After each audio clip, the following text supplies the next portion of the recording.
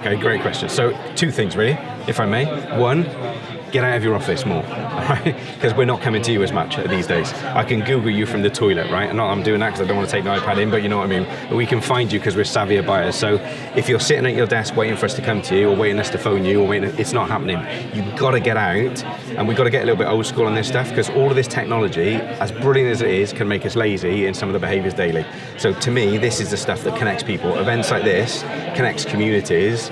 And it's always frustrating for me when you see these shows and you see businesses that are all around this town that have not necessarily made the effort to get here today, or to any show that is, right? And that's their own missing out, you know, it's their own misfortune, because there are people here that we're doing business with today, right? And these are people I've never met before, but there's a connection, there's some education going on, there's a bit of a buzz in the space. They've come here genuinely looking for support, and they're getting it in this room. So, well, that's the first thing, is you can't get that from behind your desk. So come and talk, come and actually get out there, network, mingle, do the breakfast, look at exhibiting, put yourself out there in front of people. You might need fluffy pens and giveaways and raffles and stuff, but don't sit at the chair, get out and talk to people, come from behind that desk, you know, have a conversation. And two, and this is probably more important in terms of the event in itself, is don't be afraid to speak to human beings, right? And don't be afraid to be the human being.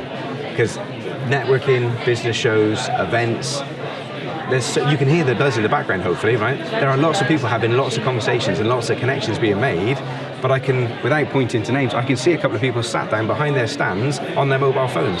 And these are the kind of guys that are going to go, I didn't really get any value from that show. Why didn't you get any value from that show? Because you're not putting the effort in to get value from the show. So I kind of sit down with people and go, how much is it costing you to exhibit today?